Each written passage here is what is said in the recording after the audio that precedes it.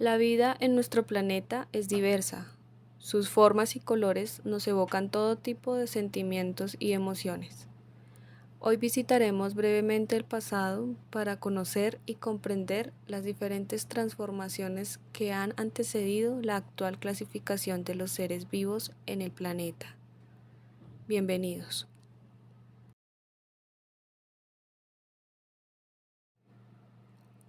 La idea de clasificar a los diferentes organismos surge mucho tiempo atrás, derivada de la necesidad de organizar, conocer y comprender la variedad de vida existente.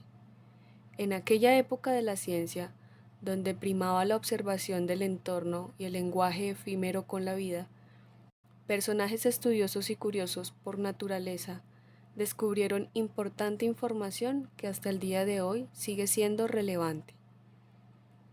En el año 350 a.C., el filósofo y científico griego Aristóteles propuso la primera clasificación de la que se tiene registro. Él logró identificar dos grupos de organismos, cada uno con características propias. En sus observaciones encontró que existían unos seres que poseían sangre roja y otros que carecían de ella. Estos entrarían a conformar lo que hoy se conoce como reino animal y concuerda con la categorización de animales vertebrados e invertebrados. En el segundo grupo, Aristóteles incluiría a la diversidad vegetal, y ésta lograría mantenerse bajo el nombre de reino vegetal hasta nuestros días. No sin antes recordar que fue Teofrasto, discípulo de Aristóteles, quien aportó una clasificación más detallada, fruto de estudios y observaciones profundas, relacionadas con la estructura y el tamaño promedio de los ejemplares, distinguiendo así árboles, arbustos, subarbustos y plantas herbáceas. Para el año 1682, el naturalista John Ray, reconocido como el padre de la botánica moderna, realiza una gran contribución en consecuencia a los descubrimientos de Teofrasto.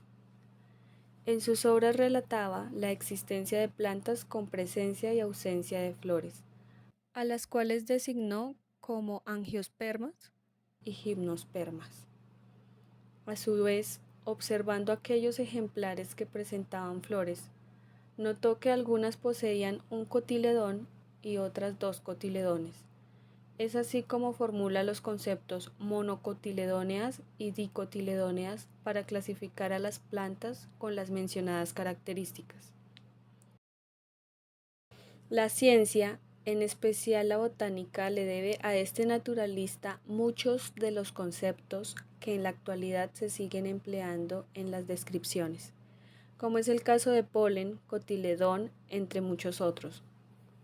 De igual manera, fue él quien propuso una primera forma para nombrar a las especies reconocidas, pero esta quedó obsoleta al ser tan compleja en su composición. Sin embargo, es innegable la vasta propuesta científica que desarrolló a lo largo de su vida. En el año 1735, el naturalista, botánico y zoólogo sueco Carl von Linneo hace pública su primera y más conocida obra, Sistema Natural. En ella presentaba un nuevo sistema de clasificación, el cual se ha mantenido intacto hasta la actualidad, y es el mismo que se sigue usando para nombrar a las nuevas especies emergentes. Hablamos del sistema binomial. Linneo propuso otorgar un nombre compuesto a cada especie encontrada. El primer nombre iría escrito en mayúscula y en cursiva para identificar el género, un grupo compartido por varias especies, y el segundo escrito en minúsculas y en cursiva para designar a la especie concreta. Esto con el objetivo de evitar nombrar a la misma especie de diferentes formas y por consiguiente para esquivar confusiones. Él logró jerarquizar dicha clasificación, partiendo de lo general a lo particular. De esta forma propuso 7 niveles: reino, filo, clase, orden, familia, género y especie. Fue este aporte el que lo llevó a ser reconocido como el padre de la taxonomía moderna. La ciencia no paraba en sus descubrimientos. En aquella época, la curiosidad era insaciable. A pesar de la distancia, muchos hallazgos aislados con el tiempo se juntaron. Tal es el caso del comerciante Anthony van Leeuwenhoek, quien tras el invento de los primeros microscopios básicos diseñados por Hooke, descubre organismos diminutos contenidos en el agua. Sus estudios eran sencillos, sin profundidad académica, realizados por mero goce y disfrute. En sus ansias de poder observar mejor lo encontrado, decide perfeccionar el microscopio de Hooke y se da a la tarea de tallar y pulir sus propios lentes que le permitirían alcanzar sus objetivos. Diseñó sus propios microscopios artesanales y sin duda se sorprendió y maravilló con el diminuto mundo contenido en una gota de agua. Es él quien descubre y observa por primera vez las bacterias, protozoos, espermatozoides, células sanguíneas, entre muchos otros. En su momento se desconocían estos conceptos, pero con el tiempo se fueron proporcionando de manera gradual. El término bacteria es acuñado en el siglo XVIII. Gracias al trabajo adelantado, tanto por Hooke como por Leeuwenhoek, se da inicio al estudio de la vida microscópica y por ende al descubrimiento de muchas especies. Es así como surge después de casi 2 siglos un nuevo reino llamado protista.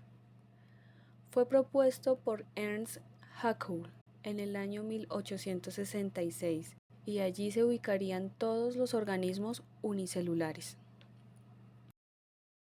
Para el año 1938, el francés Edouard Chaton, naturalista, zoólogo y biólogo marino, postula en su tratado Títulos y trabajos científicos 2 nuevos términos, procariote y eucariote, referidos a la existencia de diferencias en la organización estructural de las células. En sus observaciones notaba que algunos organismos presentaban células con núcleo definido y en su interior el material genético se encontraba protegido. Bajo estas características se designaron las células eucariotas. Por otro lado, aparecían organismos cuyas células eran muy sencillas, casi sin orgánulos ni núcleo. Estas células fueron llamadas procariotas. Retomando estos aportes científicos, en el año 1956, Herbert Copeland nombra un nuevo reino bajo el término Monera, en donde se incluirían las bacterias. 13 años después, el ecólogo vegetal y botánico estadounidense Robert Whittaker descubre que algunos organismos clasificados en el reino vegetal presentaban características celulares, procesos de nutrición y reproducción diferentes a las de las plantas. Es por ello que en el año 1969 propone un nuevo reino para estos organismos llamado hongo.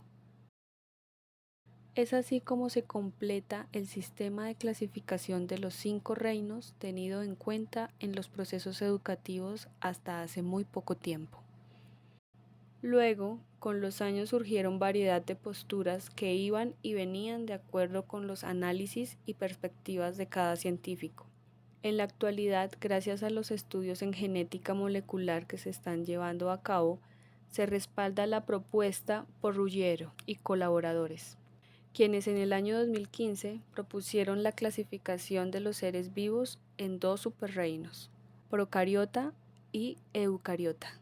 El superreino procariota está compuesto por 2 reinos, arquea y bacteria, y el superreino eucariota está conformado por 5 reinos, animalia, plantae, fungi, protozoa y cromista. La ciencia no es un proceso estático. Con el desarrollo de avances tecnológicos cada vez más completos, es posible comprender y conocer mejor la vida presente en el planeta. Muy seguramente en unos cuantos años la propuesta actual será obsoleta y gozaremos de nueva información que nos maravillará.